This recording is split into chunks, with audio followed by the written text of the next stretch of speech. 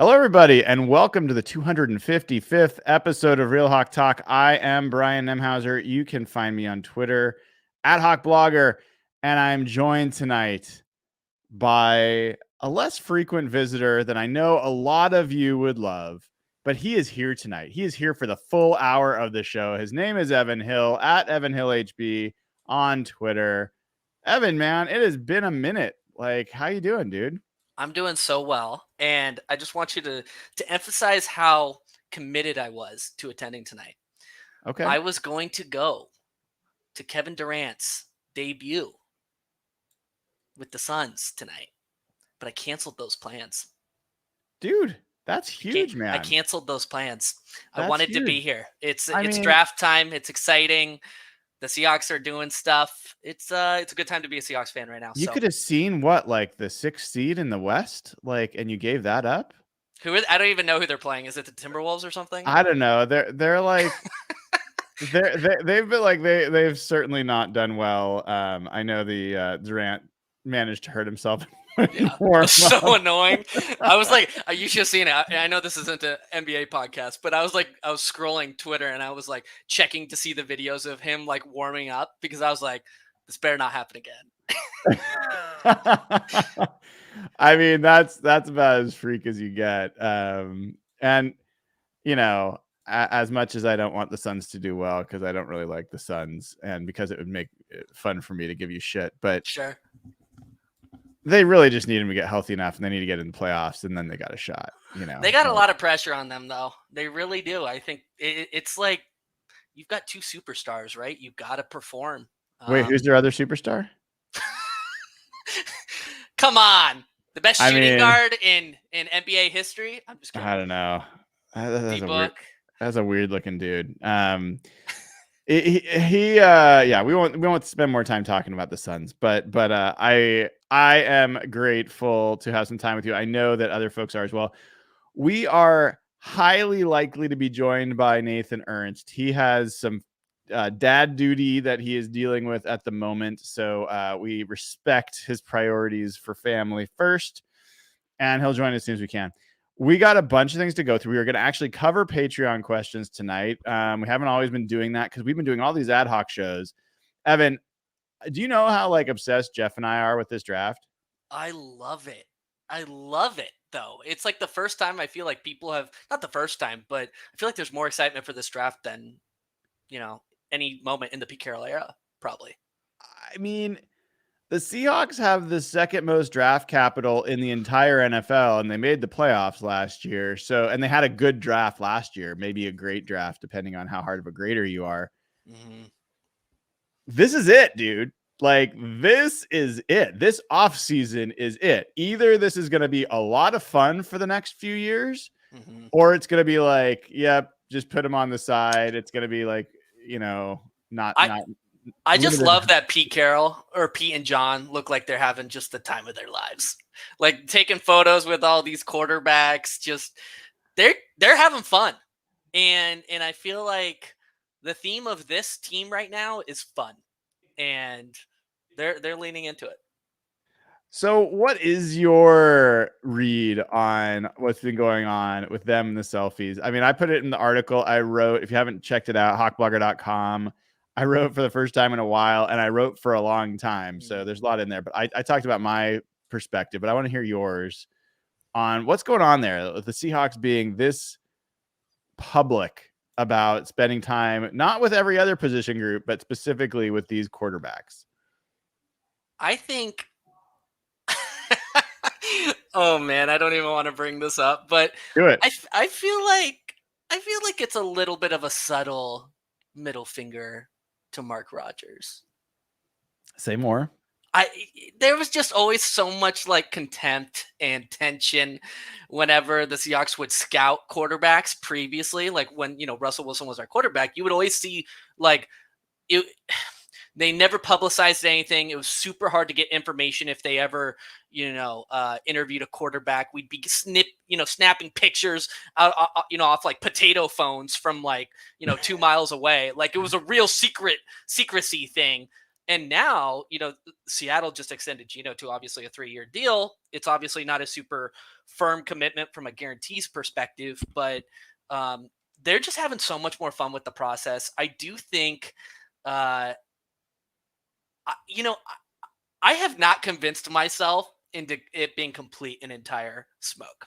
So everybody's like, they're blowing That's what I smoke. wanted. I'm They're not blowing surprised to hear smoke. that from you. They're blowing smoke, and rationally, logically, in my brain, it makes sense, right? There's top 4 quarterbacks. They want somebody to trade with Arizona to move into the top 4, and they want Will Anderson or Jalen Carter or a defensive player at 5, some other blue chip player.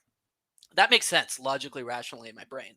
But Pete Carroll's interview the other day, I forget who was interviewing him. He did make a good point of like, there's not a very strong chance they're ever in a top 5 position under this regime ever again. Yeah. So when you combo that fact with the other fact that Gino's deal is not a firm commitment beyond year 1. Like the Seahawks could very easily draft a quarterback this year, play Gino this year, and then cut Gino next year with not catastrophic cap ramifications. Like it's a very feasible scenario. So I also take that seriously. It's like if they have a guy that slips to like number 3, do you trade ahead of Arizona or do you trade into number 3 and get your guy of the future and then sit him for a year and sit him behind Gino? They might do that. They might never be in this. They really probably will never be in this position ever again. So I think to dismiss either side as completely irrational, as making no sense, doesn't make sense to me. That's my take. I actually I've been probably the strongest I've heard of being like no quarterback at 5. Like I've been there was a long time ago earlier in the season before Gino did what Gino did. I was like, you do anything you got to do to get a quarterback this year. That's the most important thing. I changed my tune, but I've been consistent since then.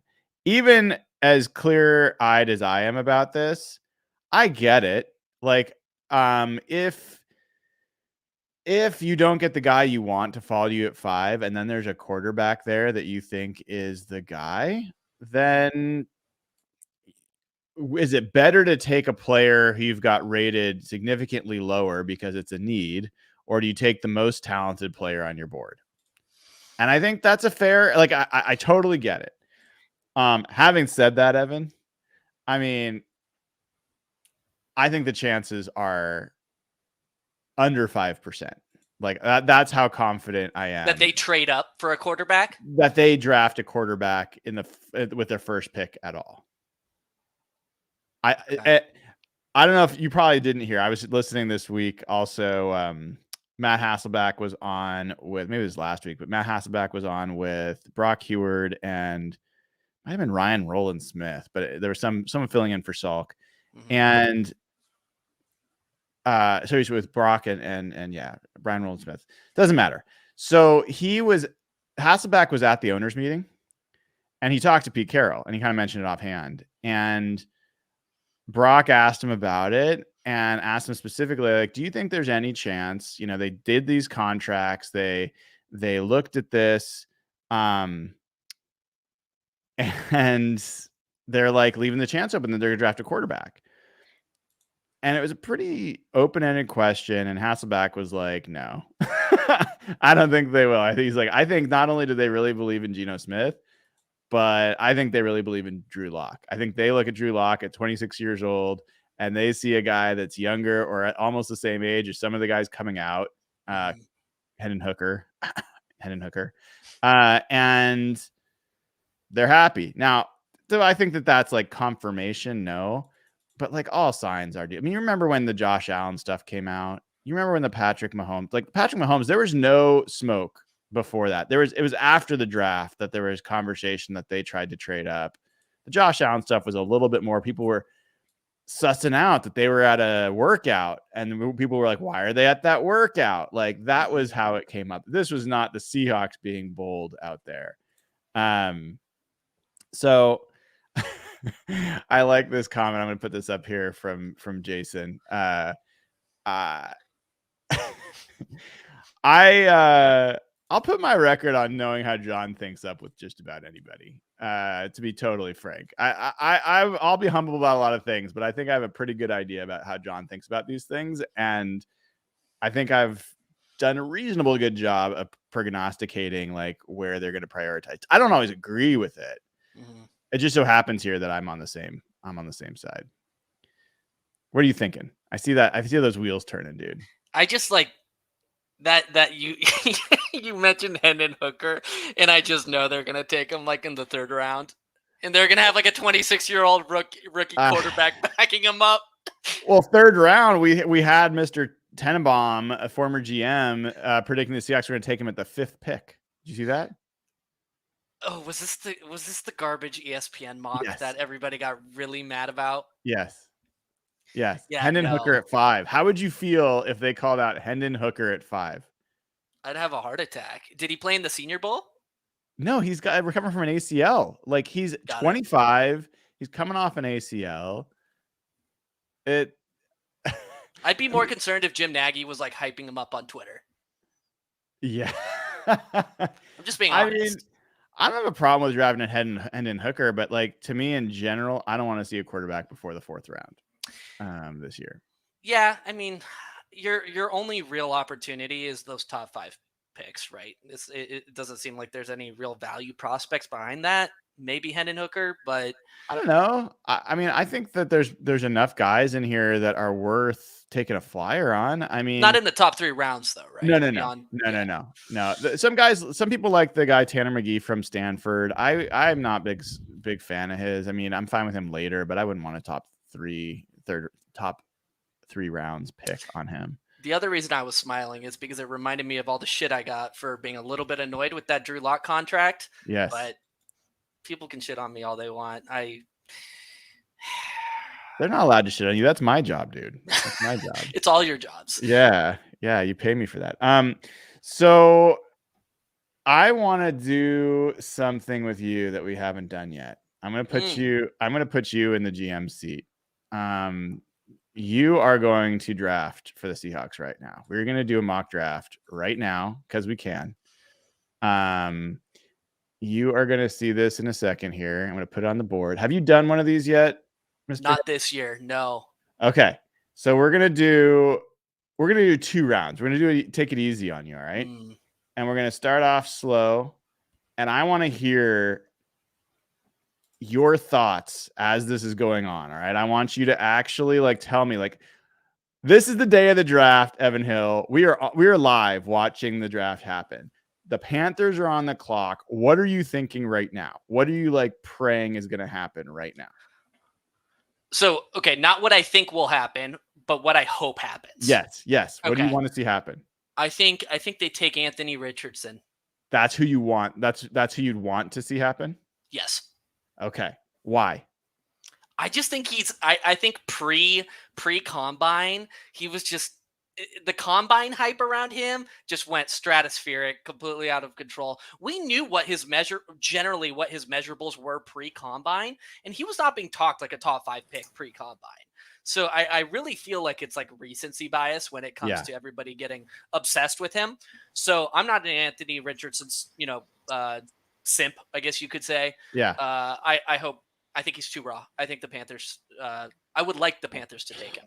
I want to take this opportunity to welcome in Nathan Ernst. Nathan, dude, it has been so long. I'm so happy to see your face. At Nathan11 on Twitter. I want you to know we are going to take take Evan through a quick 2-round mock that he's the chooser on. You need to prepare because you are up next. We're going to do another one of these, and you are going to be the decider of what the Seahawks do. So, welcome to the show. How are you doing? Can you hear us, Nathan? Hello. Pretty good. I think. Can you hear me? Just a little delayed, dude. I don't know. Maybe I'm having some technical. Am I back? You're good. I can hear you. No, nothing. Am I back? Hello. Okay. Hey, how's it going? I'm doing pretty good.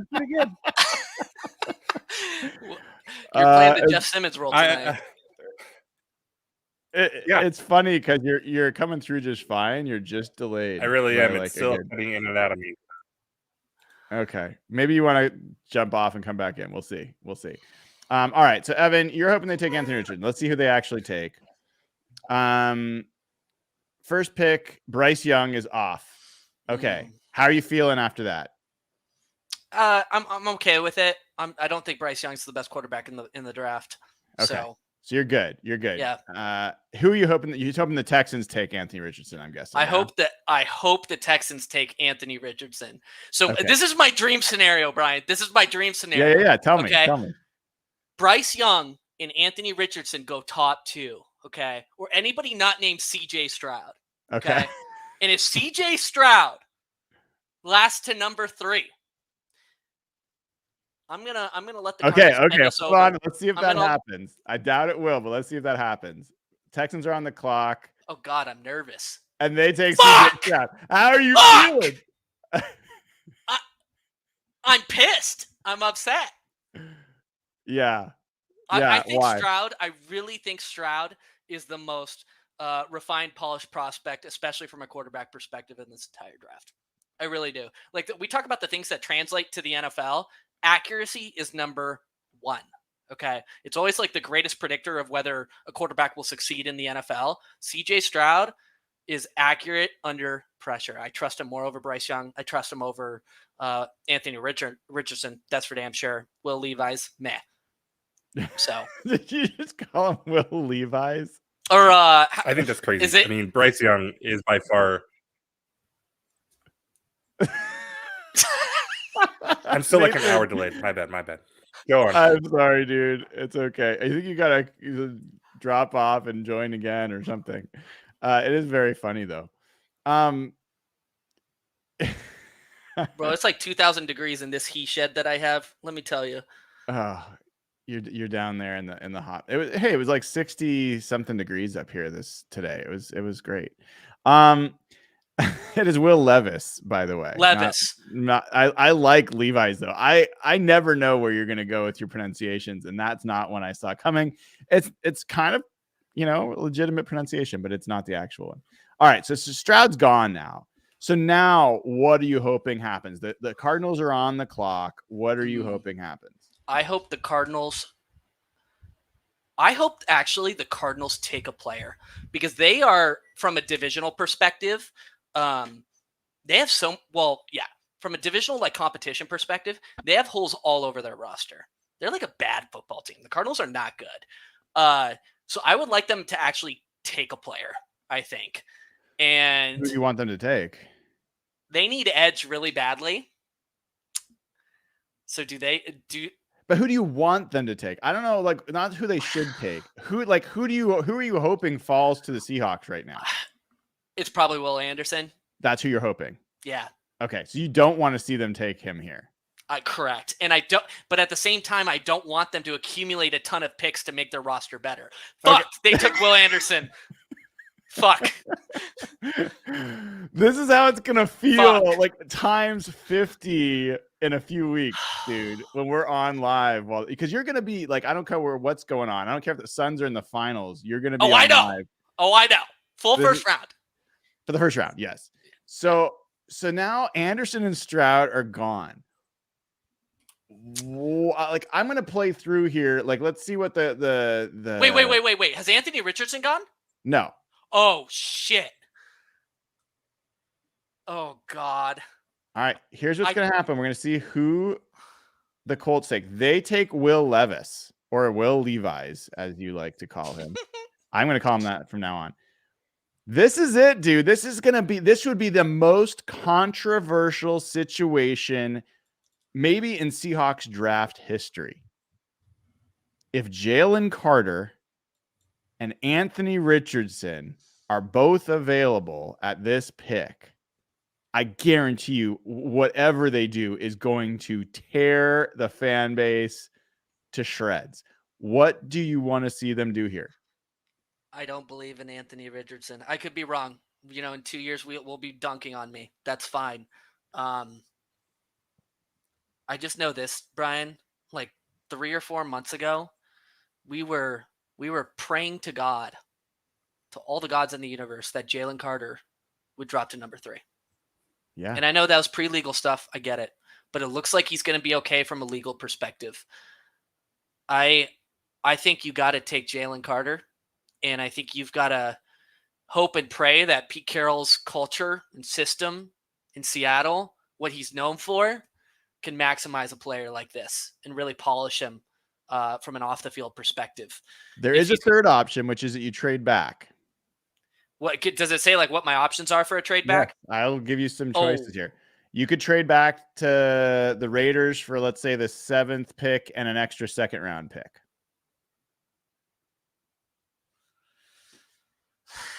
To 7? No. I'm taking Jalen Carter, I think. All right, done. We're going to move this on a little faster, and I'm eager to get to where I can hear about Nathan's perspective. I just feel like so much draft stuff is affected by recency bias. Do you remember when who's that left tackle for the Texans? Laramie Tunsil? Or yeah, something like that. Yeah. The first time I've been right about a name, by the way, over you. Nice. Remember when his draft stock like plummeted because of the gas mask or the bong mask or whatever?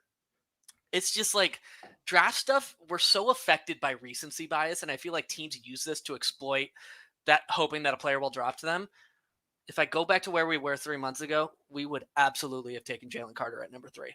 I don't think much has changed to alter that perspective, to be honest.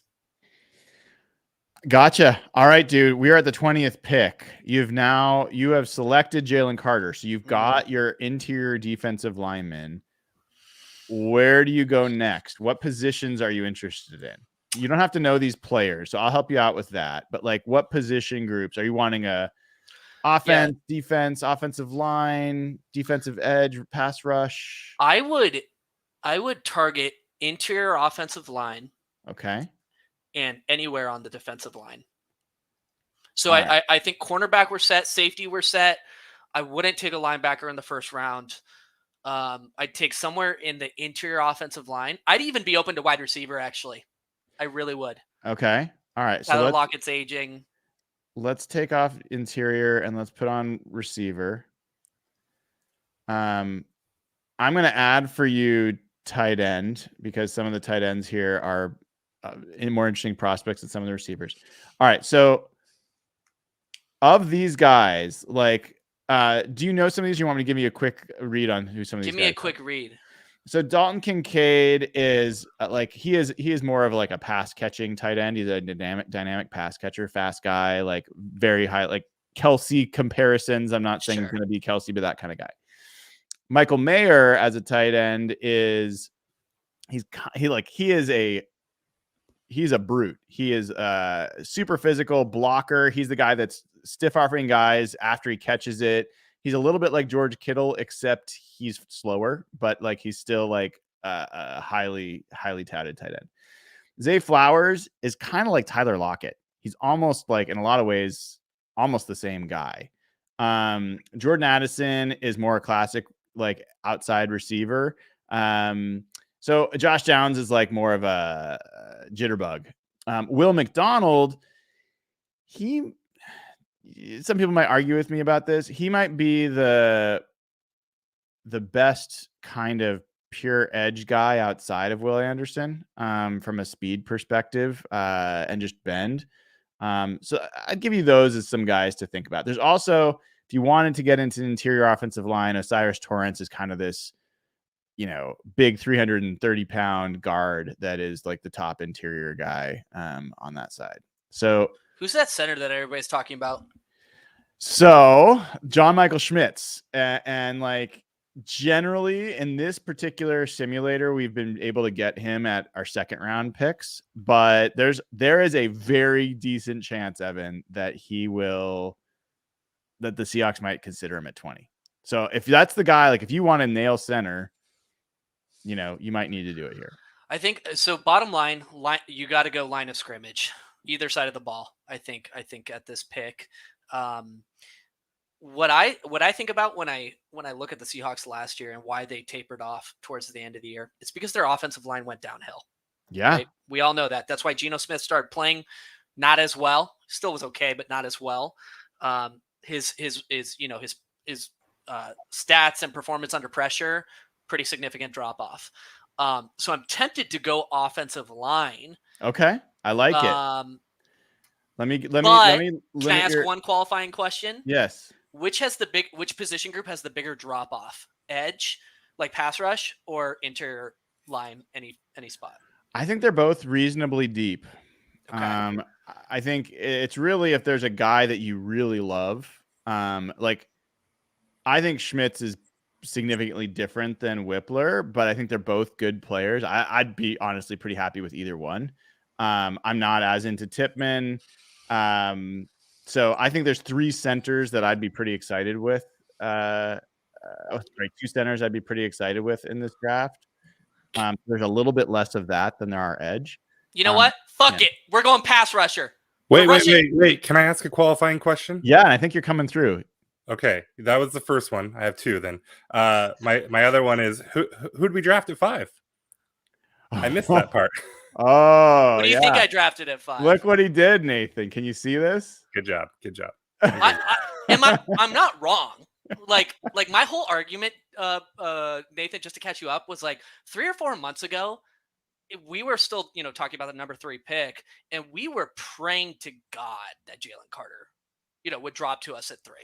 If he drops to us at 5, I think you've got to take him. It looks like he's going to be in the clear legally with this stuff. It really feels like recency bias may be affecting us. Yes, there's additional off the field questions, but I went back to my original argument. If you believe in Pete Carroll's culture, his system, his accountability, his leadership, what better, franchise for him to, I think, thrive in than Seattle? Yeah, man. I mean, it worked for Jermaine Ifedi, so why can't it work for Jalen Carter? You know what? We're ending this podcast right now. All right, Evan, get off the pot, dude. Make your pick at 20. Oh, we're going edge. Will McDonald. Will McDonald. Done. All right, we're going to speed through. We're building a defense again. I'm sick and tired of watching I'm sick and tired of Josh Jacobs running for 400 yards on us. I know that was edge, but I got you, dude. So now we are at our 2nd round pick, technically the Broncos' 2nd round pick. Thank you very much. So you've got a couple things to think about. One, you still don't have a nose tackle. Now Mazzie Smith, who is a lot of people are excited about, got picked, so he's gone. There are some other nose tackles later on you could look at. You also have not gotten your center yet. You haven't gotten your offensive guard, and you haven't gotten receiver or linebacker. So those are some things to think about here. I don't think you need necessarily more defensive line, but you could. There's some good, you could see like there's some pretty highly thought of defensive linemen if you wanted to double up, triple up on positions you've already got. I think you go top graded interior offensive lineman, whether it's center or guard. All right, let's pull those up for you. Avila is more like a pass blocker, not as much of a road grader. You can see the centers are all kind of grouped pretty closely together. Avila. Done. All right, we've got a guard. We're going to speed Evan, all the way through. Have you picked anyone that wasn't at the top of the list yet? Wait, was Jalen Carter at the top of the list? He was at the top of the list, yes. No. What a good little PFF boy you are. This is why I can't wait to get to Nathan's, because Nathan's going to go completely off book. I get to do my own? Yeah, that's why I'm trying to get through this one so we can run it back with you. I want to get this is an Evan draft. No one's been able to see an Evan draft, and no one's been able to see a Nathan draft. So they've seen plenty of Brian and plenty of Jeff, and they've seen a Dayna draft. They have not seen an Evan or a Nathan draft. Did Dayna draft like all safeties or defensive linemen? Yeah. Dayna was good. Dayna, like, she was a little stressed out. I got to admit, like, it was stressing her out, but like toughness. That was the theme of her draft. She went for everything tough, and I loved her draft. It was an A for me. All right, Evan, this is your last pick because I only did a 2-round mock with you. I didn't want to torture you as we got into the deeper prospects. So you've got a guard. You do not have a center. You have an edge player and an interior lineman, defensive lineman. But you have not got a center. You haven't got a linebacker. You could go corner here. Honestly, I was thinking about receiver here. You could also go nose tackle. So, all right, receiver. Seahawks have done well historically in the second round with receivers, right? All right, is that where you want to Or go? the third round. Sorry, that's the third round. Yeah, second round they've done all right. If you like Paul Richardson. We're building the trenches. I'm taking top-rated center. All right. You want Topper, you want Whippler. Whippler. Yes, because I think, Schmitz already went. That's the thing. Ugh, he's going to I wonder if you could trade up, though, to the top of the second. Not to the top of the second, but like mid-second and get Schmitz. That's Would possible. you do that? I think there's a real chance the Seahawks may pick him at 20. And they might have to. If they really like him. So let's see. You are given a B+ by PFF. They like your draft because you followed their grades. So this is the Evan Hill first draft. He goes with the guy who can't finish his own position drills. Will McDonald, Steve Avila. So this is a meaty draft, dude. You went exactly what you said, right? You wanted to get tougher. I will say Will McDonald's like 235 pounds. Jesus. Yes. I'm like 10 pounds less than him. He is very much an outside speed rusher. Cool. All right. Nathan, are you ready for this? Oh, yeah. Okay. All right. So am I ready for a PFF mock draft simulator? Come on, dude. How many of these have you done, Nathan? We haven't talked for like months. I don't even know who you are anymore. Do you want to try turning your video on, or is that asking for too much? It might be asking for trouble. All right, let's keep you at voice then. All right, we're gonna do a 2-round mock with you, and then we're gonna do some patron questions because there've been a lot of patron questions, and I want to ask those of you too. All right, Nathan, gonna do the same thing with you that I did with Evan. I'm gonna start slow because I want to know what Nathan is thinking, what you're gonna be thinking in a few weeks. Okay. Carolina's on the clock. What are you hoping that they do? Not what do you think they're going to do, but what are you hoping that they do? I mean, quarterback, I think, is fine. Any quarterback. There's not like a specific one you're hoping they take. I want them to take CJ Stroud. Oh, the best quarterback in the draft? I really disagree with Evan on this one. I think he's the biggest risk guy. I mean, I'm a little just leery of Ohio State quarterbacks generally. I know that's not super fair. I don't think he is the best in this draft at anything. Now, that doesn't mean he's not good at a bunch of stuff, but he's not the best athlete at quarterback. He doesn't have the biggest arm at quarterback. He is not the most accurate quarterback. He's not the best processor. Like, to me, he's just a little meh. All right. So if they take him at 1, I mean, best of luck to him. No skin off your nose. Okay, so let's see what they do here. And they take Bryce Young. How do you feel about that? A little bit of a bummer. I don't think Seattle's really in play for him. I think the whole short quarterback thing is pretty dumb. But I wouldn't be surprised. Just the same way that I am like a little leery of Ohio State quarterbacks, I'm willing to bet that the Seahawks are a little leery of short, uber polished quarterbacks. So. Okay, so Young's gone. I assume Stroud is who you're hoping the Texans take. We'll play this forward. And there goes Stroud. Boom. Now this is the pivot point, Nathan. What are you hoping the Cardinals do? Are you hoping that they trade out? Are you hoping that they take somebody? Who are you hoping that gets called at this point? Can I hope that they're just that they jump on one of these cornerbacks? Is that too much to ask? Cornerbacks? Can they get weird with it?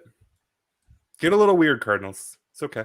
I think that's fine to wish. That seems unlikely. Of the guys that are more of the options that are more likely, are you hoping that they take Will Anderson? Are you hoping they take Jalen Carter? Are you hoping that they take Tyree Wilson? Are you hoping that they trade out? What's your hope? I mean, I think a cornerback is probably more likely than Tyree Wilson, right? I mean, I don't hate Tyree Wilson or anything, but I feel like I'm definitely lower on him than most. Like, I would not love Seattle taking him at 5. That would feel like settling, right? Yeah. So I mean, Will Anderson is the obvious thing for them to do here. I don't want them to do that. So yeah, I mean, like I'm secretly hoping that they get weird and they because these cornerbacks are really highly rated, right? They're all going to go like they're going to be Yep. 2 or 3 that go from 6 to 10. Yep. So I don't think it's crazy. To It's think not that. crazy. It's not. That would be awesome if that happened. So let's see what they do in this simulator. They take Tyree Wilson. That's amazing. That's amazing too. How are you feeling if that happens? I'm feeling great right now because you're going to be choosing from Levis, Richardson, Carter, Anderson, 3 of those guys. Yep. I think that's amazing. So you're assuming here Colts go Anthony Richardson or Levis? Yes, I assume. Yeah, Levis would be my guess, but Yeah, I will tell you both. One of my fears, like I think I will have this fear of like we get into the draft and things start falling the right way, and then the the Colts pick like Will Anderson or whoever it is that we really want. Like I That would be like that they'll just good. totally not go quarterback and like be one pick in front of us. The real danger is if the Colts go for Lamar Jackson, they'd have to give up number 4. So. Right. Here's the And thing, you though, like, assume that Baltimore would take a quarterback with that. if they take Anderson here, I mean, we're trading down either way. You don't think they considered? You think Jalen Carter's completely off their board? No, we're trading. Let's call the Raiders. Can we call the Raiders, please? Yes. Okay. So at this point, Raiders are here. So you've got Jalen Carter, Will Anderson, and Will Levis. Yeah. By the way, did you hear that Evan's pronouncing that Will Levi's? I love it. Yep. It's amazing. Good. I feel like it's the best thing that's happened on this podcast in months. It's the first show back in like a year, and we've already gotten a new Ifedia. I mean, that probably means he's going to be a Seahawk. You realize that, right? I mean, there's a very high chance of that. Yeah. You know what I genuinely thought about doing recently? I thought about taking a video of me pouring my cup of coffee every single morning, squirting some mayo into it, and just posting it on Twitter every single day, day 1 or day 30 until the Seahawks select Will Levi's, and just keep doing it until draft day. That's just a zesty bulletproof coffee is what that is. Yeah. All right. So you've got these guys and you're willing to gamble to move back. You want to.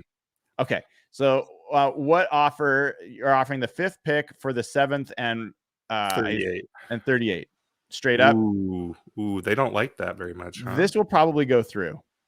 You think? Yeah, I will offer this. If you're comfortable starting there, I can offer that. Okay, well, are we just like dunzo if they don't take it, or do we? No. You get options, and you could move back farther. There, you can go for any of these. These are the people that they're saying are interested. Okay, so right, let's try it. Let's try it. 7. I'm pretty sure you'll get this. You got it. I love it. All right. So now we want them to take Levis, Mr. Levi. They take Levis. Now, what are you hoping? What are you hoping that the Lions do? I do not care. You don't care? I have no. I mean, I guess I'm still. So I'm a little conflicted on this because I was strongly in the Jalen Carter camp, and obviously that's been a roller coaster. So at this point, like if they take Carter, I am very happy to take Anderson. If they leave us Carter, hey, we just traded back. We bought ourselves some buffer. I'm great to take a chance on Carter. All right, let's see what they do. I think we're getting Carter. They take Will Anderson. So you're taking Carter here. Okay. Yeah. So we're going to take Jalen Carter. I want to hear a little bit more about that, but we're going to speed on through to get to the 20th. So now you've got your interior lineman. What is is there a player that you specifically want? Is there a position group that you want me to dive into a little bit more? So if you look at these top guys here, I mean, I think if you scroll down just a little bit. Yeah, I mean, so my favorite dude here is Dalton Kincaid. And it's a reasonable deal to take him here.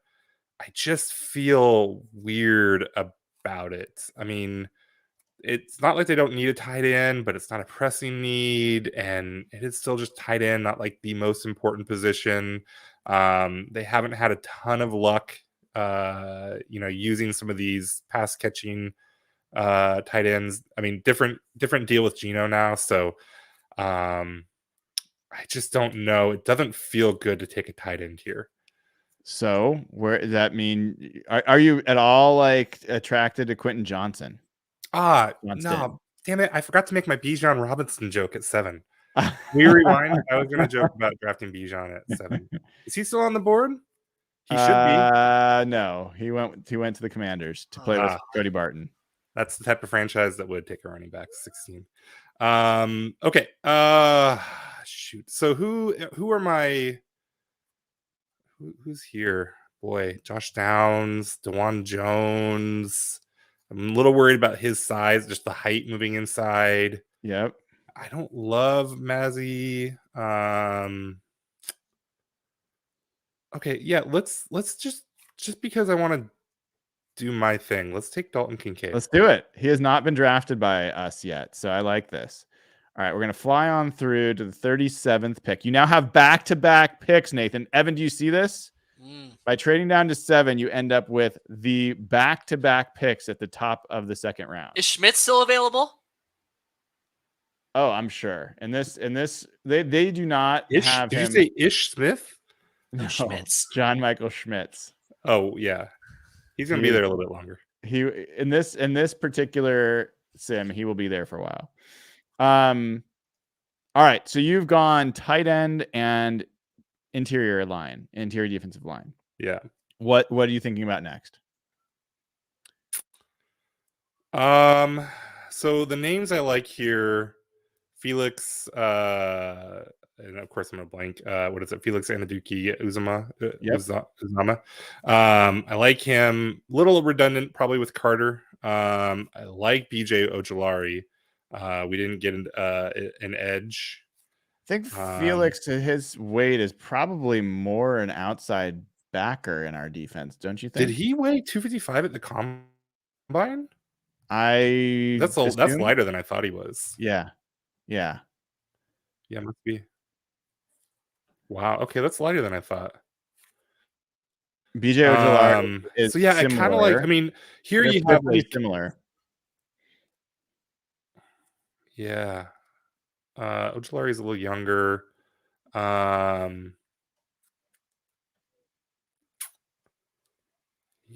those are the two that I'm really thinking about here. I mean, I'm not even double A. Adebawori, is that how you say? Oh yes. Yeah, he's like 290, right? He's 280. So he's more like a Draymond Jones kind of guy, like 3-4 end.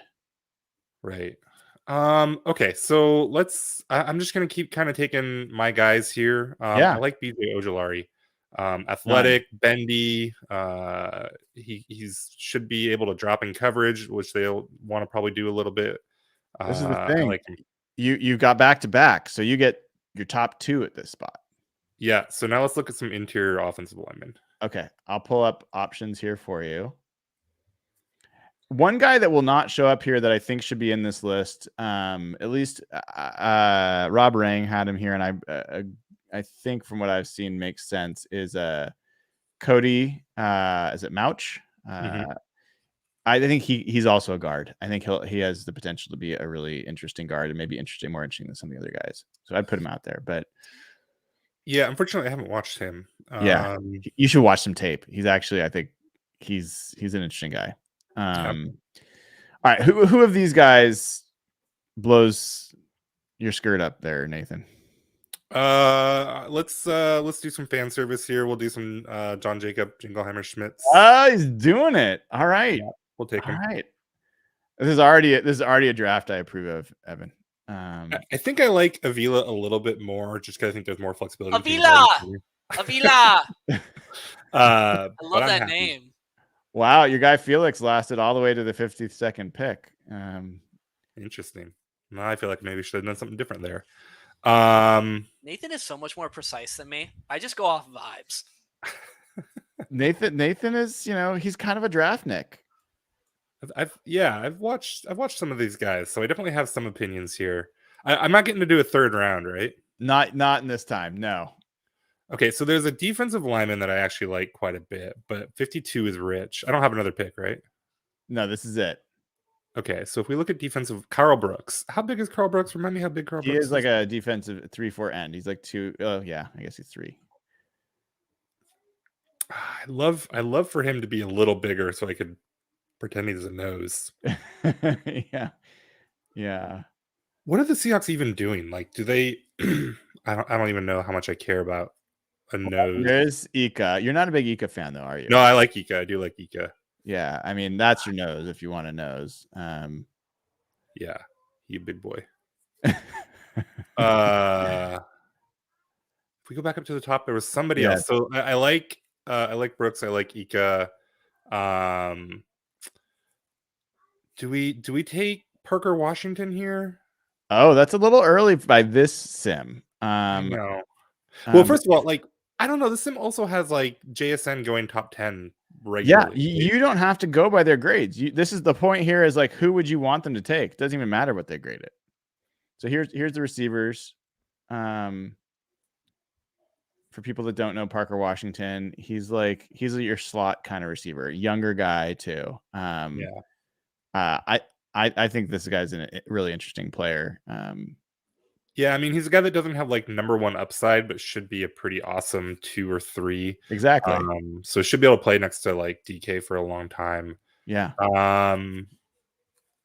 How boring is it if I take him? Have you guys been taking him in the third round every time? No. He almost hasn't been picked by us because he keeps getting picked in between our picks. Okay, yeah, let's do it. Let's take Parker Washington. Oh, but I already took Kincaid. That's true. See, this is where I don't know what to do. Is it just Tanner McKee time? Is that what it is? Oh my god, Nathan, the clock's ticking, dude. Shit. Can I look at linebacker like super quick? Yes, you may. Here we go, folks. This is how hard it is. It's not easy. Yeah, I don't know enough about Dan Henley to take him here. It's Parker Washington time. Parker Washington, done. Okay. We're taking Parker and getting through the rest of this draft.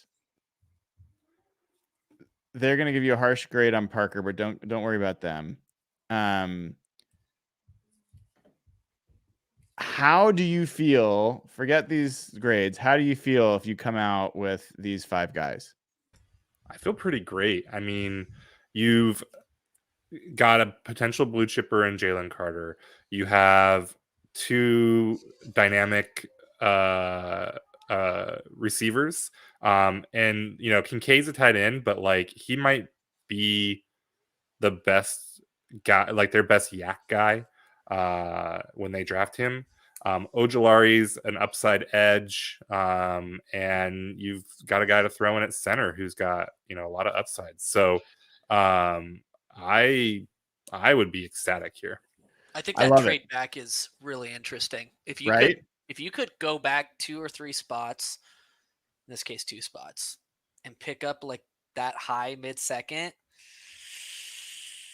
that's enticing, isn't it? That's enticing. It's kind of the move, depending on who falls. Like it. But if so let's say Will Anderson was there at 5, Nathan. He was. Oh, he was in that one. Yes. Oh, it was Anderson, Carter, and Levi's. And you were basically so you were just hoping. What if Levi's, whatever his name is, Levis. What if he was not taken? So it was Will Anderson, Jalen Carter. What would you have done at 7 then? I'd taken him. I mean, that's the most. Okay. Yeah. I mean, that's the most like disappointing of the scenarios. But I think that they might take him at 5 no matter what. So yeah, I mean, if you have an upset with the Cardinals, right? I was talking about a cornerback. They took it has them taking Tyree Wilson, which to me is just insane to take him over Will Anderson. But if you have an upset like that at the Cardinals and the rest is chalk with quarterbacks, yeah, I think you just trade down you call the Raiders, let them come get their quarterback if they want to. The risky thing is like, okay, if the Raiders say no, do you call the Falcons? Because now all three of those guys could be gone. Or, if Anderson goes to the Cardinals instead of Wilson, do you call the Raiders and maybe whiff on both the quarterback and Carter, right? Those are like the scary scenarios where you got to have some balls and you got to know what these teams are thinking. Schneider's got to have done his homework. But yeah, I mean, if you have an upset, I mean, that's just a no-brainer to trade down. It's going to be fascinating. And there are actually some questions from the patrons on this front. Evan, are you able to go a little bit past the hour? Bro, I'm caffeinated. Okay. Good to go. Nice. All right. So we haven't had a chance to take patron questions in a while. We're going to take some patron. I'm going to ask these of Evan and of Nathan. And if you haven't already, please give the show a like.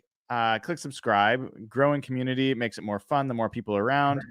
And go over to patreon.com/hawkblogger. Sign up right now. Get immediate access to the Slack channel where you too can ask questions of the crew, which we try to answer every week when we are not super obsessed with our mock drafts, which quite honestly has been happening a lot lately. We've been doing a lot of these and it's hard to not do them all the time.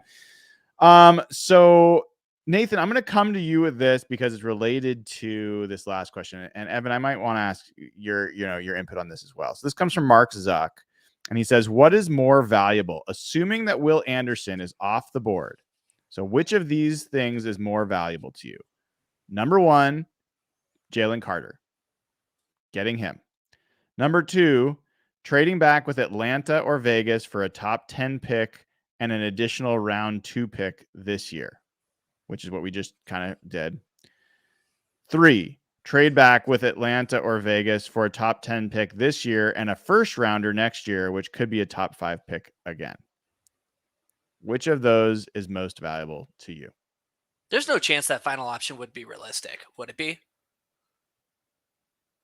The only way I think that option is realistic is if there is a quarterback that has fallen that someone loves and will do anything to make sure that they get. Then it becomes fractionally possible. If you're telling me the Raiders or the Falcons are willing to give their 2024 first round pick to us and number 7 or 8 or whatever it is, I'd find it very difficult to say no to that because I think there's a good chance that that pick ends up like top 5 to 10 again. Yeah. Nathan, what about you?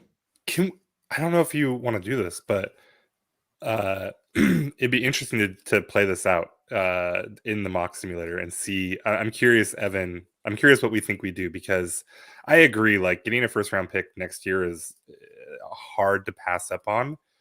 But if Anderson's already off the board, you're trading down to 8. You're not going to probably have a quarterback because whoever's trading up is probably taking that last one. Carter's probably gone by 8. Maybe, you're risking it. And then what do you do, right? Then you're looking at like, well, Skoronski can play guard, right? Like, we don't have to go through it, but like, that's really the scenario. Or like, if this is the year that Seattle's finally ready to draft a cornerback in the first round, like that could be really interesting then. Like that then becomes very cool. But I get really leery of trading down past 8 gets real weird. Brian, is it too much of a pain to mock this up again? No. I'm like actually this curious. is only a matter of how much time you guys have because I think we should do it. I just want to make sure that we get to the patron questions as we go through this. So I'm going to do this as a shortcut without doing the whole mock. Like you can kind of see here, assuming Anderson's gone, Carter's gone, and the quarterbacks are gone, then this is what you're talking about, Nathan. Like you could get a cornerback. There's plenty of those. I struggle a little bit with that, Nathan, because there's so many good cornerbacks in this draft. I think you can get a good cornerback in the 2nd or 3rd round in this draft. So it's hard for me to go there, but I hear what you're saying. Tyree Wilson at least has to be in the conversation. I do think Skoronski is part of that conversation. Like if you can get the best offensive lineman in this draft and put him at guard, and then you can get a center later, I think you have the best offensive line the Seahawks have had since 2005. And young and under club control for like 3 or 4 years. I know it's not particularly a need, but I'm so much less resistant, I think, than you guys are to go cornerback. That's a position you can never have enough of. A good secondary, good depth. You pair him with Tariq Woolen. I'm not resistant to it at all. Like I think it makes a ton of sense to take cornerbacks high. I just That don't is think such this a. team- It's just such a premium position. I'll remind you of something you might have forgotten because it's easy to forget. Doesn't mean it's going to change your answer on that. But you've got Tariq Woolen. We've got Michael Jackson. We've got Kobe Bryant. We also have Trey Brown, who will be fully healthy this year. And if you're not high on him, fine. I'm pretty high on Trey Brown. I still want them to draft a cornerback, but that does for me, like, there does become a point where the pile is so large that, and you've got such holes elsewhere where it becomes hard for me to spend that premium of position pick on it. All right.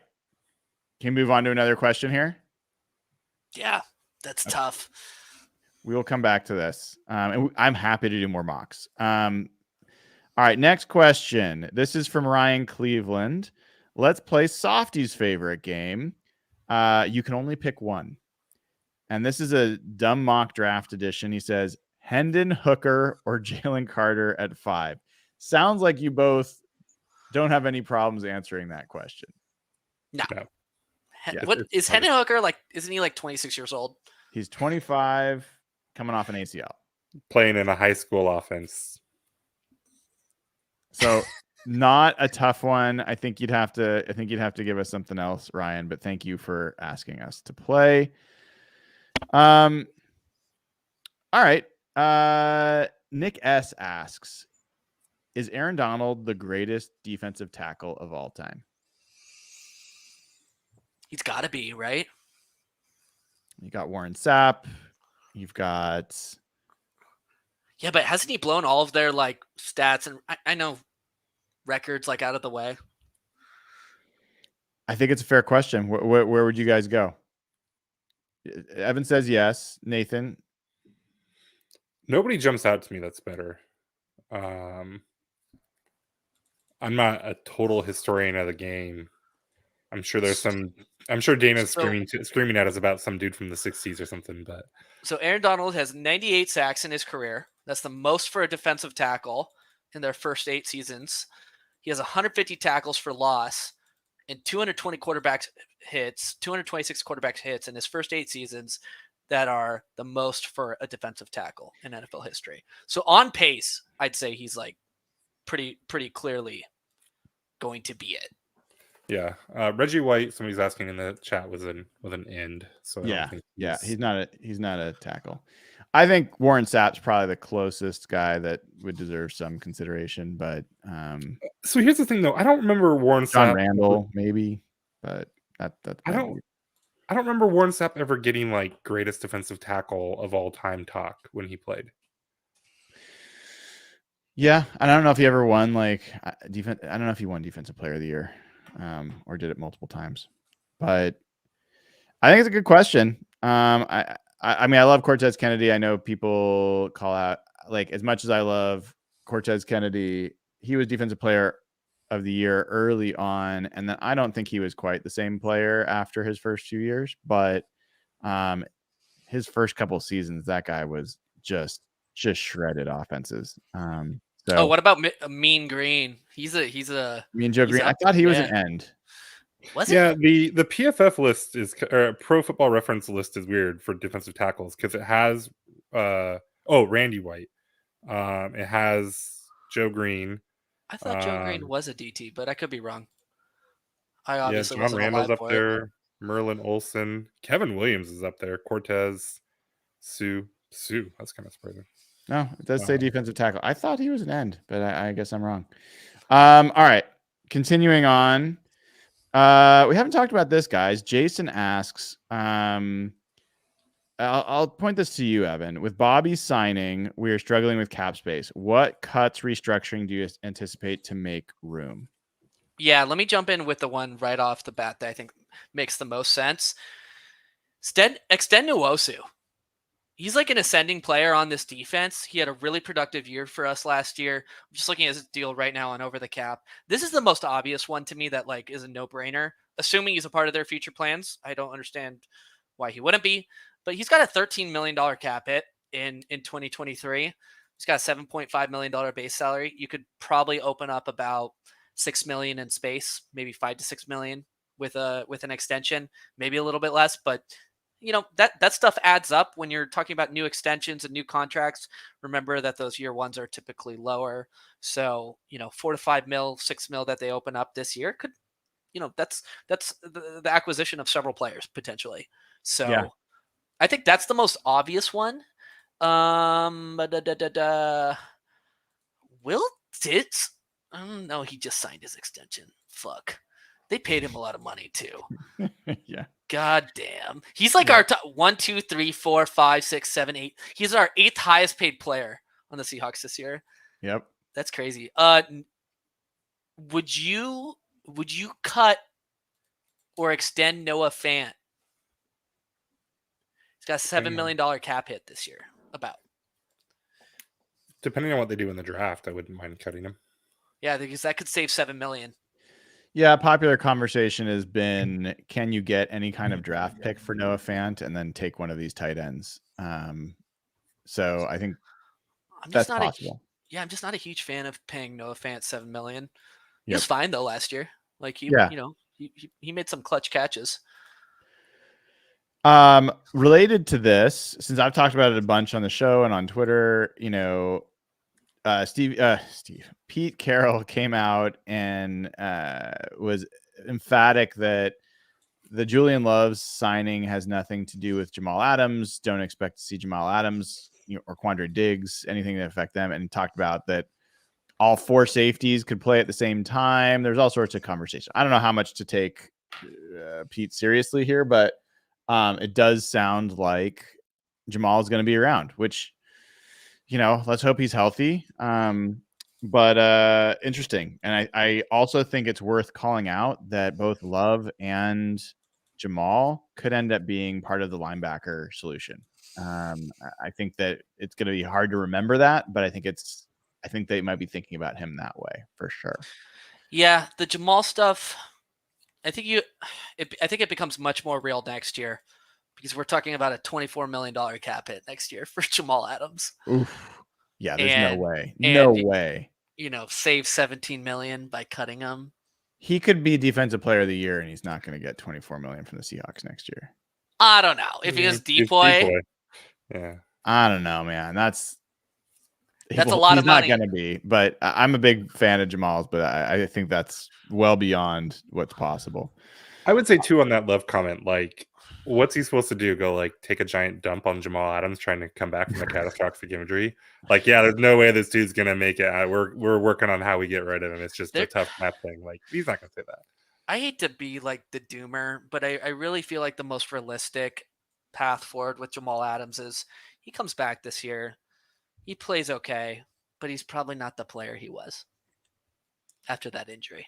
I think if he comes back and plays, that'll be surprising to some extent to me. Like not like week 1 or at all. Well, definitely week 1. I will be shocked if he's playing and if he's contributing in any meaningful way this year, I think we got to treat it as gravy. And I think the Jordan Brooks thing similarly, the guy, he tore his ACL this year. It was January when he tore his ACL. Jesus.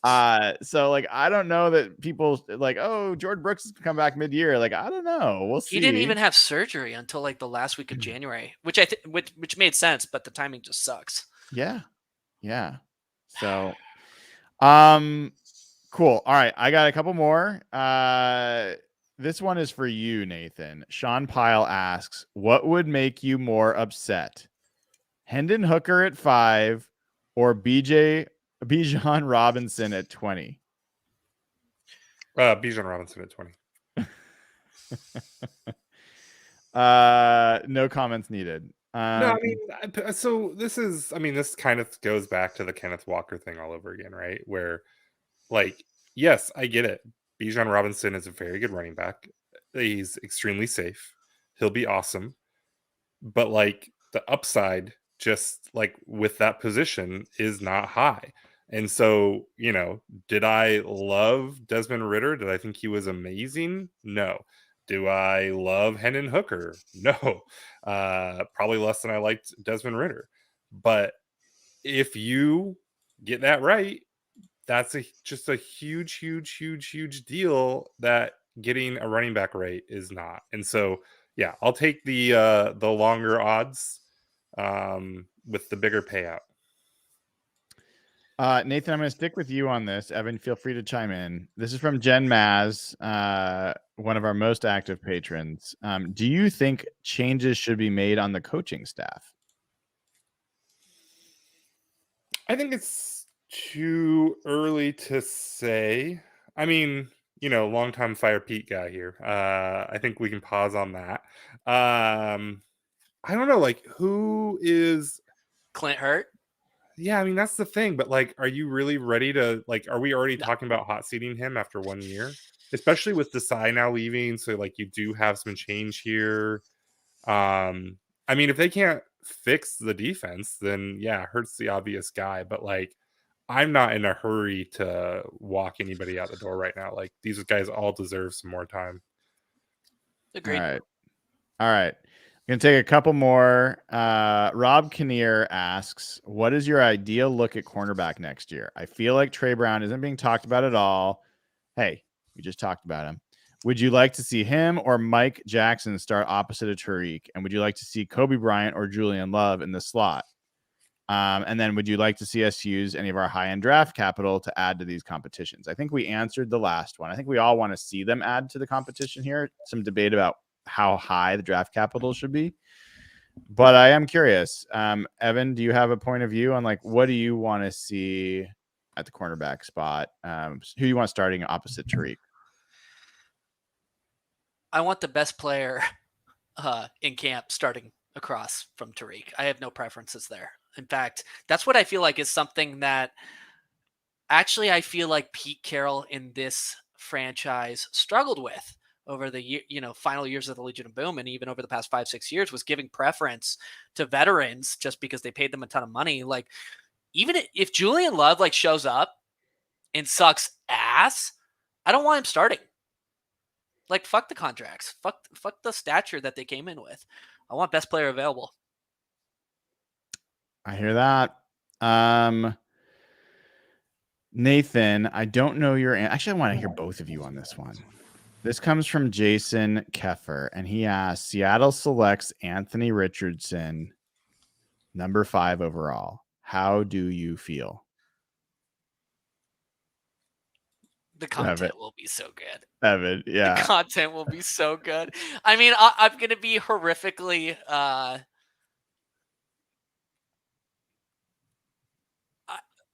you know what? In that moment, if they select Anthony Richardson at 5, he's going to be suddenly the greatest quarterback of all time in my mind. I want I'm fully going to lean into it, but it realistically, logically, it would have me very nervous. It really would.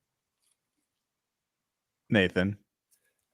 I mean, there's a big context thing here of like, if it's the same scenario I had in the draft where I have Anderson, Carter, and it's Richardson instead of Levis, like, whew, that's a little you gotta wonder, right? But like, the guy is physically amazing, and like, if they feel good enough about him to take him over these other guys, like, they obviously see something really special. And so like the idea that you just drafted, a Cam Newton or a Josh Allen or like one of these guys that are just a total freak at the most important position in football, like, yeah, that would be amazing. And I don't know, the first preseason game that we get to see him, like, I would actually preseason is sometimes tough, but man, that would be a really exciting game to get to see him in action finally. Yeah. All right. Last question. This comes from Matt D. Who's your favorite free agent signing for the Seahawks this offseason? Who do you think has the biggest upside? I need to see a full list to remember, to be quite honest with you. Geno Smith. Let's He go counts, about right? new names, new Oh. guys to the team. I'll give you some options. There's Julian Love. There's Draymond Jones. There's Evan Brown, who is the guard center option. There's Jaron Reed, who is new and old. Devin Bush. Devin Bush, Bobby So- Wagner, who's also new and old. God. My answer is kind of dumb, but I think my favorite might be Julian Love. I mean, obviously Draymond's like the exciting thing and the splash, and like his contract seems pretty reasonable. Not amazing or anything, but I think the Love thing is such a cool move for them because he's a guy that, like, if Jamal retired and they went out and signed him to be the starter for the next 2 years, like, I think we'd all be perfectly happy for that about that. But they also got him on a contract where if he isn't very good or he ends up behind Jamal, because Jamal can come back and you know, makes a great recovery, you're not sweating it. So like, it's such a perfect thing for them, such a perfect contract. So like, that's maybe, I don't remember if the question is like, what was their best move or what am I most excited about? But Yeah, like, what's your favorite one? I think that's I think that's my favorite. I have my Evan. most hated move. Okay, Bobby that's Wagner? fine too. We'll take that. That Jaron Reed deal sucks so much ass. Yeah. Come on. Yeah, I Come actually agree on. with you. Like, good God. He's such a retread and like just like $9 million. I know, right? Come on. Yeah, I feel the same way. And by the way, he's saying over 2 years. He's not getting $9 million this of year, but course. still, It just feels gross. it feels gross too. I going from Quentin Jefferson to Jaron Reed is not like a great feeling. Like, You know what? Actually, not to cut you off, Brian, the Seahawks have overpaid quite a bit actually on their free agents this offseason. Yes. Like, other than Love, I don't think you can say you overpaid him. so that's fine. But The Bobby Brown- Wagner, Brown too, right? Brown's what'd they pay him, like 1 year, $4 million, something? yeah, I mean that's fine. But Jaron Reed overpaid. Draymond Jones slightly overpaid. I think they paid market for him. Which means you probably overpaid a little bit. Yeah. I mean, everybody's gonna crucify me for this. They overpaid Bobby Wagner. Oh, yeah. Yes, Oh, they wait, should did have we get the details on his contract yet? No, we haven't. I don't think Somebody that's going to should be a text- 7-year, $7 million deal. I think that's going to be a $4 million deal with incentives. If that's the case, I feel better. But We will see. They nailed the Geno contract too. The Geno contract's crazy good. oh god, talk about contracts. Even the they Drew nailed. Lock contract's pretty good. The Jason Myers contract's so good. Ah, fuck's sake, no. Do you guys want to do another mock before we drop off, or you want to finish up here?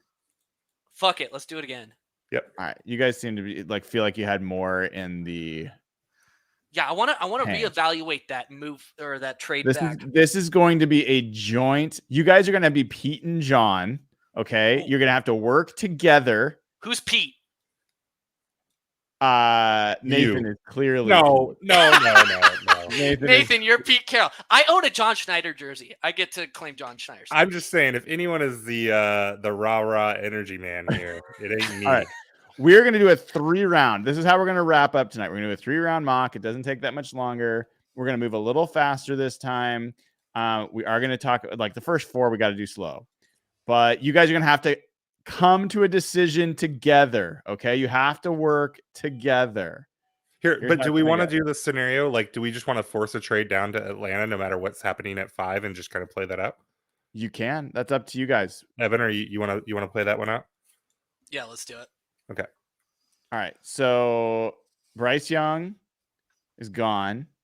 Will Levis goes 2. We got an upset. Tyree Wilson. Hold the fuck up. If CJ Stroud is available at pick 4, we're trading up. Oh, we're trading up? We're trading up for 4. No, we are not. Yeah, we are. Say can't. goodbye to the picks, bro, Chacho. I'm sorry, Pete. I called. I can't remember the owner's name, Ernst, and he just wouldn't budge. So sorry, Pete. We got to stick at 5. You guys are working together wonderfully so far. I just want I to call called that him out. and I begged him and I told him it's so important to Pete, and he Brian, just are you wouldn't. Jody Allen in this room right now? Yes. I Spitting at am. our You souls? better believe I'm Which Jody means Allen. we got to get down into Speedos, I think. Oh, Jesus Christ.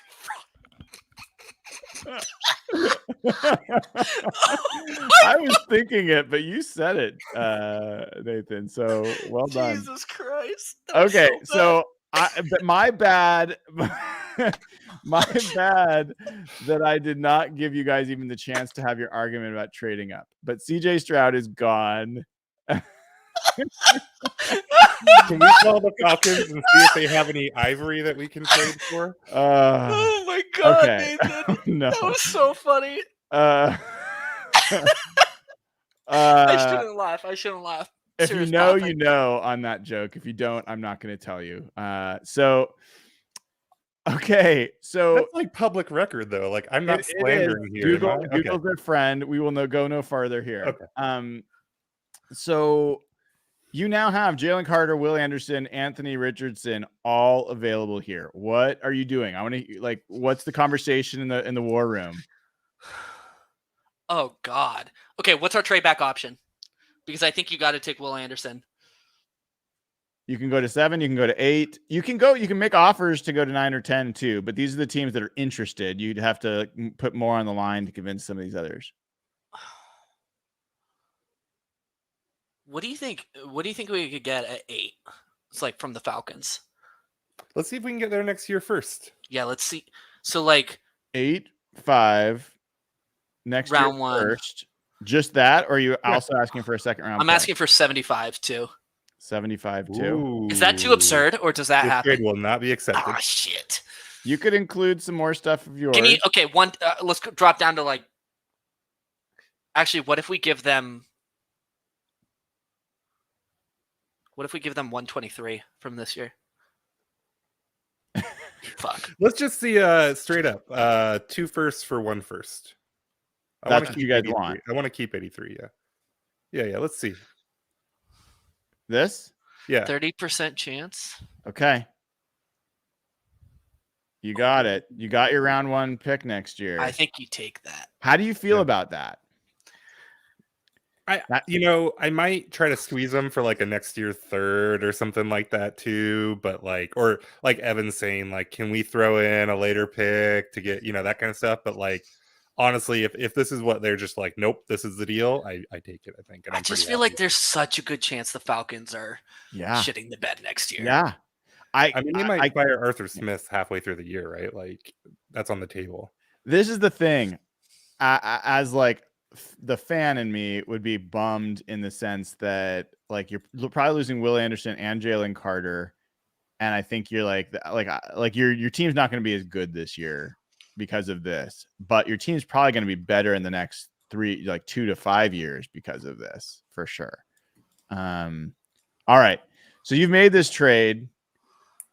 We now have Atlanta picks Anthony Richardson. Then goes Will Anderson, and then Christian Gonzalez.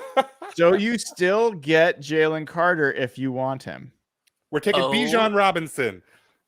I get to make my jokes still. If this happens, I'm stripping down to a Speedo without question. I'm running down the street. Right? I'm running down the street. You want to take Jalen Carter? Yeah. Me too. Yeah. Done. At 8, without question. Jalen Carter is now a Seahawk. We're going to speed on through here to get to 20. While we get down here, Reflect the Sun is a great commenter, loyal watcher. Love you. I think you're wrong on the Anthony Richardson slander. You can coach accuracy. Like, go look at Josh Allen's college tape and tell that me is such an anomaly, though. It is an anomaly. You can't tell me that's the standard. It's not the standard, but it's not like you can't take a guy like Anthony Richardson who's 20, right? It's not impossible, but it's so unlikely. I don't think it's crazy. I think, and for Richardson, it's like way more likely than probably someone like, that's older, a few years older. So it's not out of the question. Anyways, all right, he's not a Seahawk anyway. We don't care about him. So what are you guys doing at 20? You could trade down here too, if you want to add some more picks. What do you guys want? Work together. What would the Ravens offer us? Let's see what the Ravens could do. So if they want to trade up, so we could give them 20 for 22, and would picking up a 124 work? I think Maybe we get 86. We're not. You think we're we could not get getting- 86? Yeah. Oh, 86. Can we get is a 86 and 124? That's a third round pick. So yeah, you could probably get both. I'd probably do that. Yeah, I mean, sure, why not? Yes. Do you want to? I mean, Asking for another. I want their whole. Will they give her their whole draft? What's the chance we get their whole draft? 44%. 199. Give me 199. I want. You can offer and then get another chance. So you want to offer this? Yeah. Yeah. Decline. Okay. I want 22. I want 22 in their next year's round 2. Will they give us that? Wait, why wouldn't you don't want this? That won't be accepted. Oh wait. Oh, it will. Most you think it will? This one probably will. Okay. Done. I Cool. do that. Yeah. All right. So you move down a couple spots. All right. Who do you want? Let's look at a linebacker.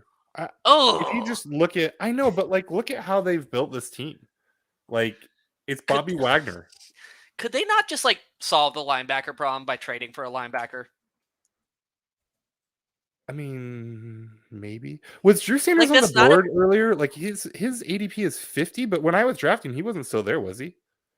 Not at 37. He's often gone before he's getting. It varies, but I mean, he often gets picked. Did he run as fast as he like? I didn't catch his combine numbers. Were they as good as he looks like on tape? Yeah. So where's his combine here? So I don't know if he ran at the combine. He's an interesting guy.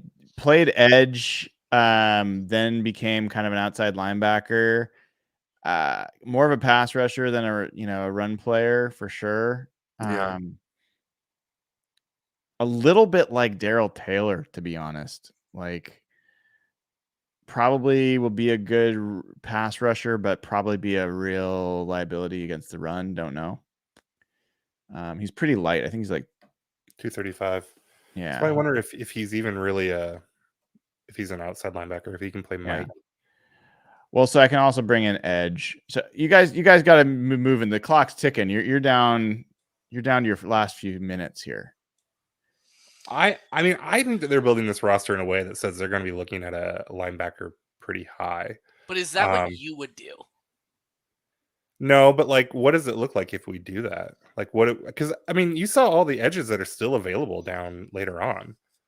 Like, there were still good edges to pick from. Any other positions you want me to pull up? O-line, maybe? Interior line? You got your day wand here. Yeah, it's tempting. I say we Evan, go. what do you want to do? What do you want to let do? Nathan walk all over you here? Not a tackle. DeWand is like 6'7", 340 pounds. Like he's a big 370 pounds. Yeah, okay.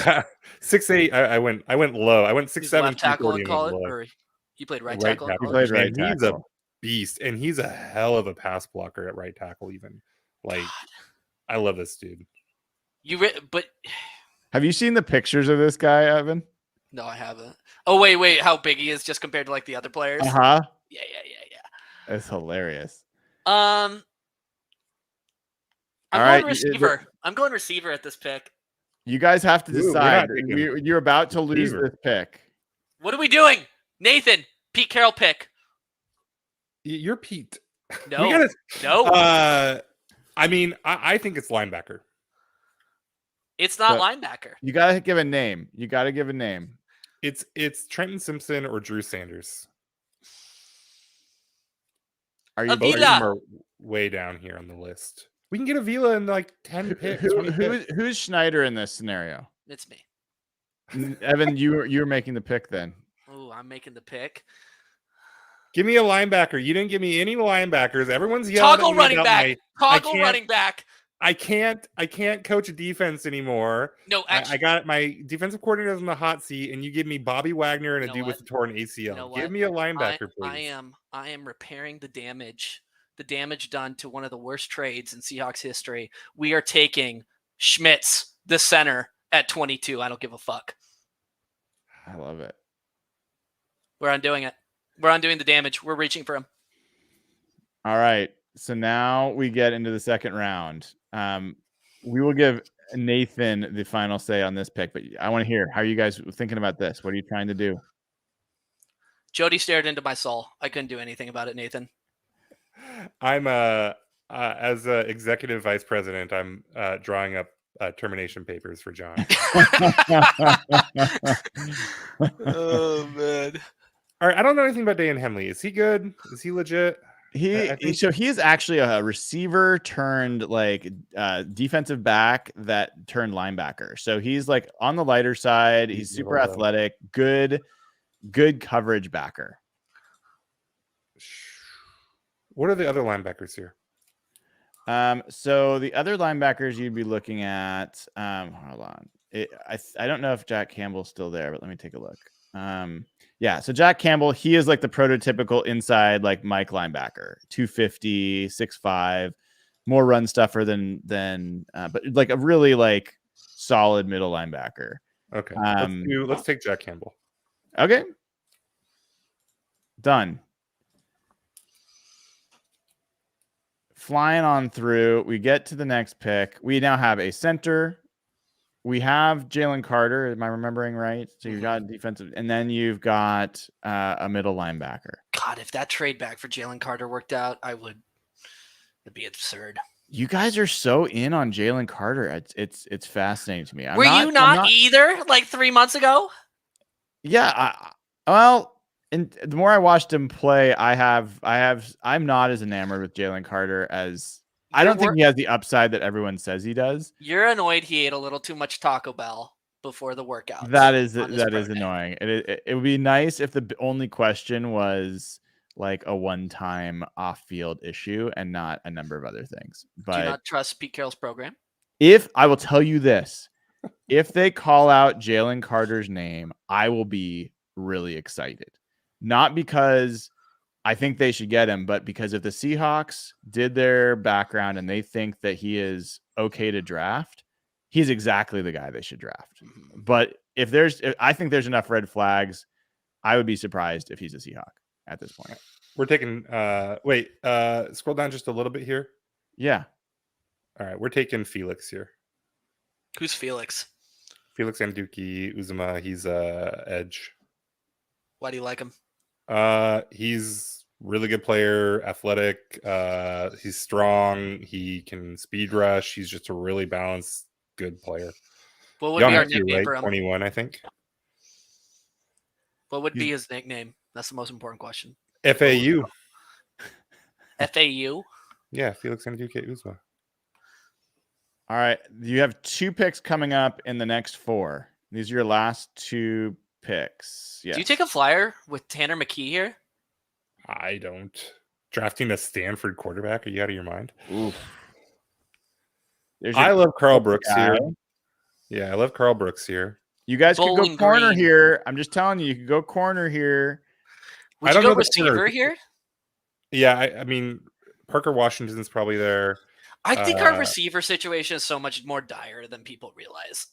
It's not great. Like when Tyler Lockett goes down, it's just DK Metcalf. They struggle. Who are the cornerbacks that you like here, Brian? I don't know anything about these cornerbacks. The cornerbacks? Yeah, corner. Yeah. So this guy, Garrett's actually a really interesting one. This is a guy that had an ACL, but has been compared to Weatherspoon. Like super good cover corner, but he's going to push down because of the ACL injury. So like this guy's an interesting one to me. He's also, reasonable age. I think this guy's a little small. So like I don't think he's a great fit for what I think we'd be looking for. The other guy, the guys I like are mostly gone at this point. So Garrett Williams is an interesting one to me, but and Jacorian Bennett actually I think is another one. I think if I'm remembering right. Yeah, he was on the taller side, but he's a little bit older. Decent player. So I picked Garrett Williams a number of times in this mock. This guy, for what it's worth, Michael Wilson, Doug Baldwin is a huge proponent of. Has talked him up quite a bit. I like Carl Brooks, but I don't know, Pete. What do you got? I still think receiver needs to be the pick here. Then for me, it's Parker Washington. Like I like him a lot. All right, is that the pick? Michael Wilson. We're going Dougie's. Okay, done. You guys get another pick here. This is your last pick. Carl Brooks, he's still there. Do you double? Yeah. I mean, I don't know. At this point, though, like you're starting to get a lot of guys on the line that kind of do the same thing.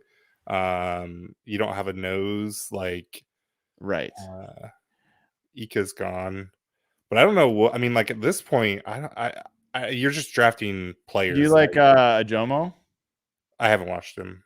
Yeah. At this point, you're just drafting players. Like I don't need to force a nose at this point, no, right? You don't. And 290, that's not a nose. So no, I think Coburn's the nose.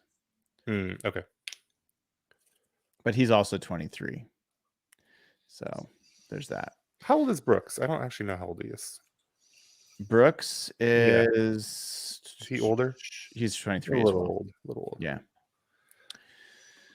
All right. Where you guys go? This is your last pick. Pete. Oh yeah, I'm Pete. You took a receiver. I think this guy is someone to watch out for. 5'5", 179 pounds. Deuce Vaughn is a jitterbug. I love this guy. Let's throw another body on the line. I'll go Carl Brooks here. Done. Carl Brooks is the pick. The final pick of the night. What does the Evan and Nathan draft look like? What grade does it receive? You get a B+ for your Schmitz trade. on F. Straight A draft to end the night. They love the way you started. They love the way you finished. Not so big a fan of this, but that's one of my favorite picks that you guys made. So yeah, like this is not chalk, right? Obviously. Yep. But I don't think like if it's right, I mean, obviously that's always the thing, right? But like if the players are good, you added Jalen Carter, that's awesome. You found a center that should be, good for you for years. If Jack Campbell can play at middle linebacker, like they need help there. Bobby's a 1-year stopgap. Who knows what Brooks is like when he comes back? You got yourself an edge, you got a receiver, and then you just have pick. And then more depth, another first-round pick next year, more depth on the line. Like, I don't think you can look at this and say it's like they've done something wrong here. They just, if they do something like this, they just have to be right about the players. But all of these, every single one of these guys have snaps ready for them right now to take. The interesting thing with this is, one, you guys both, I think, through this pod got a taste of why trading is going to be super appealing in the first two picks. Like, I think 20, if they can trade down, I almost like you got it there. Like, there's so many good players from 20 to 35 that if you can move down 5 spots and pick up another like 3rd round pick or something for doing it, like it is a no-brainer in my mind. And then the 5th pick, it's gonna be tough if you've got multiple guys. Coming up with a Atlanta Falcons 2024 first round pick, that's could be more valuable than anything you get out of this draft. Like, so that, I mean, that's a huge thing. And then I will say, I think you guys have, this is as much of a sink or swim draft as I've seen. Like, Carter could be great. He could be nothing. John Michael Schmitz, I'm a big fan, but he's a center. Like he could just be another center. Jack Campbell, he's a middle linebacker. You got Jordan Brooks. Like, you might not need another middle linebacker. So I think there's some interesting pieces here. And that's what's going to be so much fun when we get to draft night, just to see how this all plays out. I have kept you guys for a long time tonight. I super appreciate it. It's just so tempting because we haven't had a chance to catch up for so long. I want to thank Nathan Ernst for not showing his face all night. You can imagine he's wearing a Speedo because that's all he ever wears. He's at Nathan E11 on Twitter, and Evan Hill at Evan Hill HB. How did the Suns do tonight, Evan? They won. Yeah. They won. Did Durant actually make it into the game? He did. He seemed to have a quiet night though. Only scored like 20, I think. All right. Well, as long as he's still able to play, you've done well. How's your Blazers doing these days, Brian? How's what? How are your Blazers doing? Dude, they're going to get the number 1 pick, baby. It's going to happen. It's going to be fantastic. What's that GOAT prospect's name again? He's like 7 foot whatever. Wembayama. So who's the Greg Oden or Sam Bowie they're going to take over? Yeah, no, they're absolutely. They're going to actually just take Greg Oden a second time if they get the number 1 pick. That's what I've heard. It's going to be fantastic. Awesome. Thanks to everybody. Please go ahead and give the show a like. Give the channel a subscribe, click, and then go over to patreon.com/hawkblogger. Sign up right now. Get access to the Slack channel. Talk with all the other Seahawks fans who are obsessing about what's going on as much or more than we are. And we will see you again next week, if not sooner.